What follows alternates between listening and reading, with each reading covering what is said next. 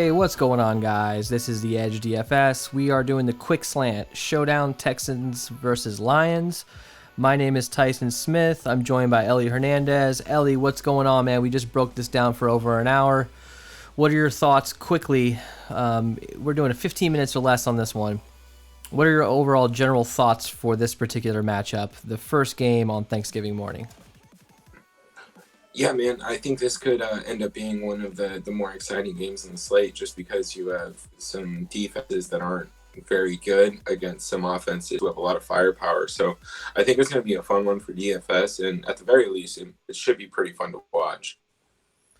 Yeah, like you said, when you pair up two shitty defenses with some dynamic offenses, but maybe they're not a very good team overall, it could end up being some explosive offense, some big outputs, and can be fun to watch. We haven't really gotten a lot of fun showdown games to watch. It's been generally pretty frustrating. So I'm hoping that this is not going down the same road, and that Texans and Lions can be a shootout with no defense at all. We can get some Deshaun Watson, we can get some Matt Stafford, and things like that. So let's move on to some Vegas information here. We're just going to talk generally speaking. If you guys really want to hear the full hour-long breakdown of this, I'll link it in the bio. I'll put it on the end card. You can check out that. It really helps to really dive deep and zoom in with these showdown matchups to really get an idea how to get that edge. So, generally speaking here, Houston is minus 150 favorites, 60% win probability. It's a -3 spread, 51 total. So relatively, pretty good total, pretty good overall. Not bad. It's basically a pick 'em, like you said, but Detroit is the road dog, or I'm sorry, the home underdog, and Houston is the favorite going on the road. Houston's 3-7, but I think they're a little bit better than their record. They're not a good team. Let's not pretend here.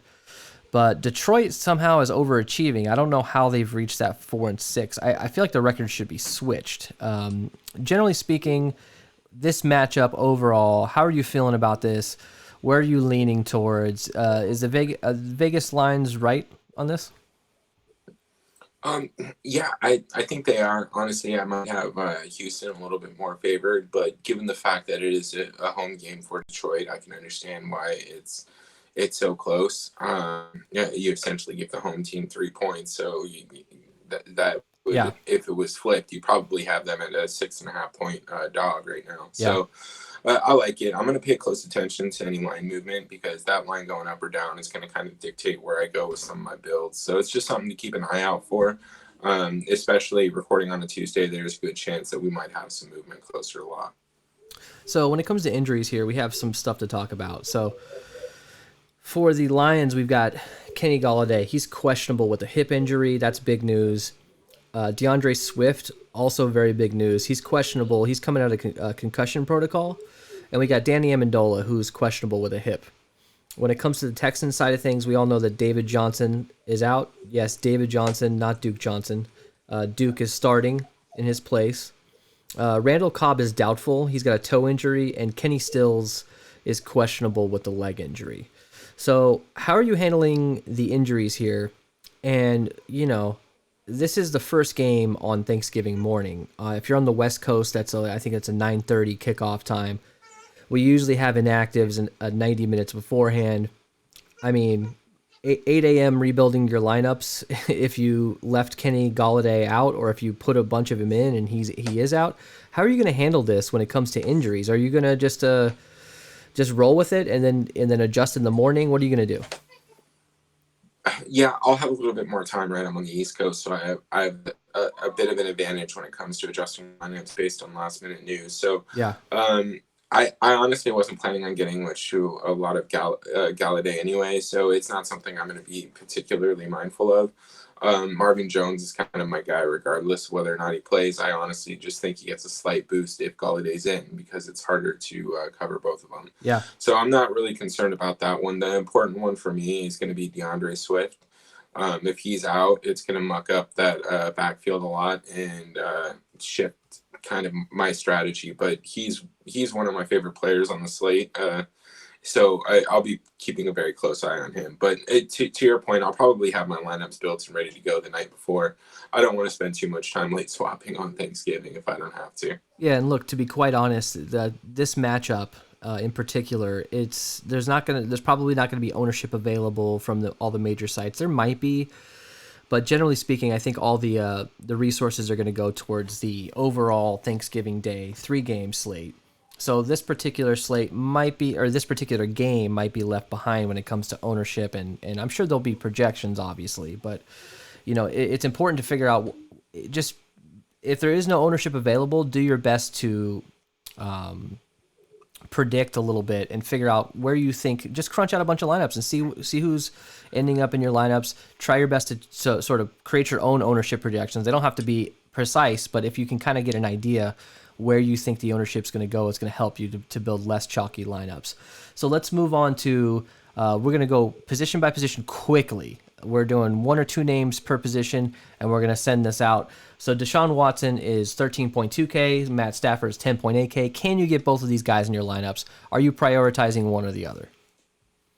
I'll be prioritizing Deshaun Watson, kind of letting Matthew Stafford fall as you will. I like both guys, and I think they're both in play.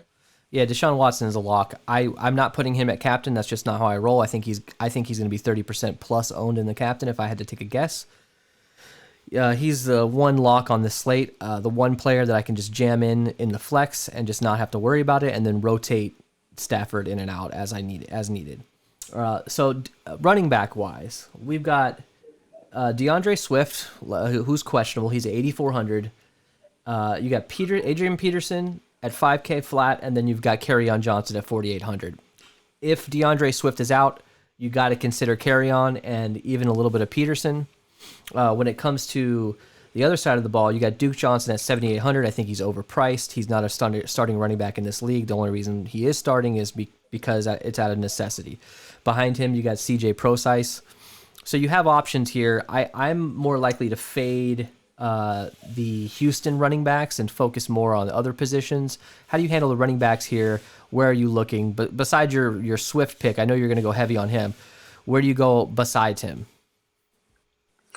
I don't think I'm going to be going much else other than DeAndre Swift. I might have a couple lineups exposed to Duke Johnson, depending on where ownership projections have him as we get closer to lock.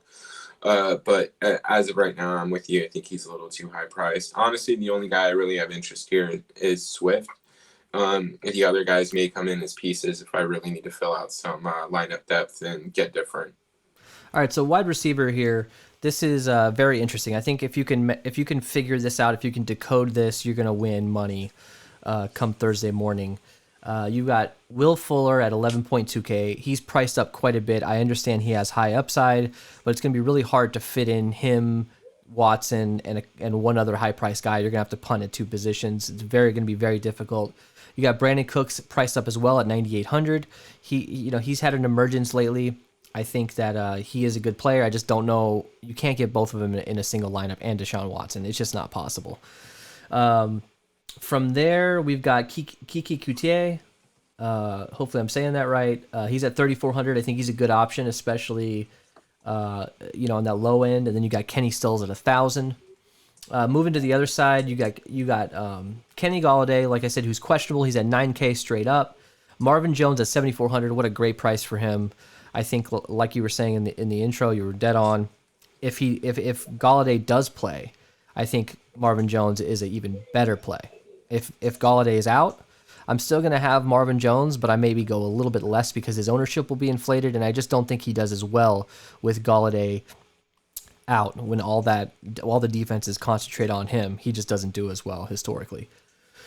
You got Marvin Hall at 4,600 and Danny Amendola, who's also questionable at 2,200. Who's your favorite guy on this slate when it comes to wide receivers? It doesn't matter what the price is. Yeah, I like Will Fuller, and then after that, I think it's Marvin Jones. Those are going to be my 2 priorities here.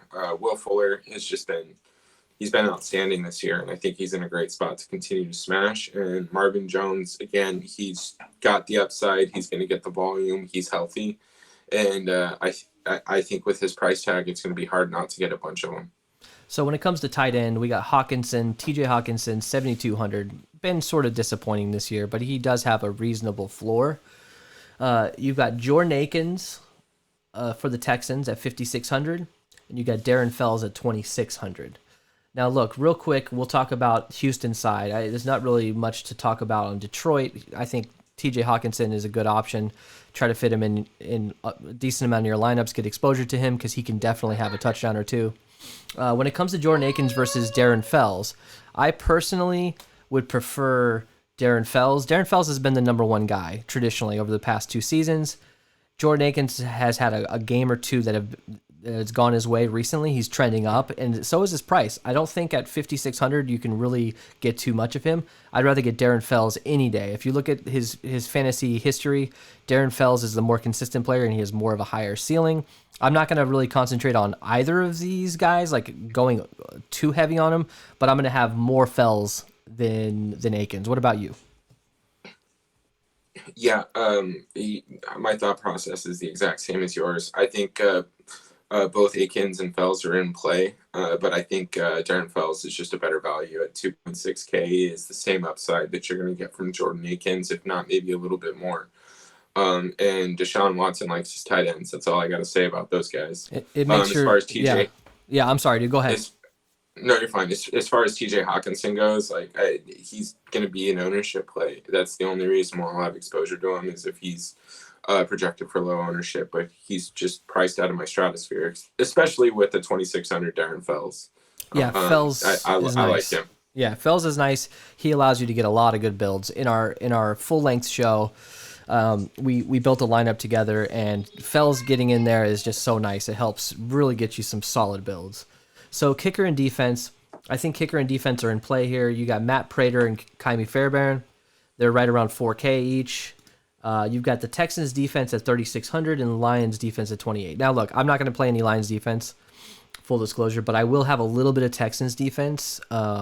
I think that the Texans at 3,600 can get you that fumble recovery, can get multiple sacks. We're talking about Matt Stafford here. Matt Stafford traditionally is a very underrated quarterback. He's a pretty good quarterback, generally speaking, but he makes mistakes. And especially, look, I know it's Thanksgiving. I know he's played on Thanksgiving quite a bit, but he doesn't have a very good team. They don't have a winning record. There's not a whole lot to play for. So in this case, I feel like the Texans can really harass him and go all out. I know they don't have a good defense. I know both of these defenses are terrible. But if I had to choose one, I'd go Texans. Where are you going kicker and defense-wise? You're getting exposures to any of these guys. Yeah, I mean, I think they're all in play. It's going to be largely dependent on any line movements that we get, how much I play them. If we go down, I'll probably have a little bit more of the defenses and kickers. And if we go up, I'll probably fade the defenses a little bit more. But both these kickers are semi-nicely priced. And until we see some clear value open up on the slate, there's a good chance that you're going to need pieces of them to just build normally and get guys that you want into good spots. So I think they're all in play. Again, this game could easily be 38-35, or it could be 10-7. So You just need to build for a specific game script and just try and maintain consistency throughout your lineup.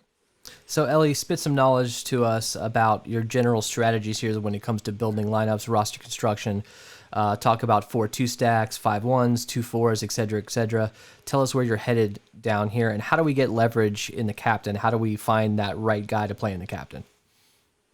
So this is an interesting slate with the line being so close. It's important to pay attention to what that generally implies for ownership. I would assume that we're going to end up seeing a little bit more 3-3 lineups than we would normally expect from a Detroit Lions team playing against a shitty Houston team. But at the end of the day, I mean, it's a 3-point spread, so people are going to be playing both sides of the ball. I think you kind of just need to take a stand on this particular slate and identify who you think is going to be playing from ahead and stack their run offense against the other team's pass attack. I think that's what's going to give you the most leverage here. And if you go with a low owned captain, then you save a little bit of money and you don't have to get as crazy in those flex spots. And you can jam in guys like Marvin Jones and still pay up for Will Fuller. So I think there's a lot of flexibility given the fact that the Lions side of the ball is just so inconsistently priced that it gives us a little bit of opportunity here. And yeah, my light just went out right now. That's all right, dude. But That's fine. yeah. But yeah, I think it's going to be fun. I'm going to be looking heavy into 4-2, and I'm probably going to lean towards the Texans' way in my particular builds. All right, guys, thank you so much for joining us. If you want to check out that full video, we go into Fate of the Night, we go into Crown Their Ass, we're having some fun. We really zoom in on this slate and talk about each players down to the 3rd, 4th string, 5th string players. So really, you can really find an edge. So check that video out. It'll be linked in the bio. Have a great Thanksgiving, and we'll see you guys for the next video. See you guys later. Thank you.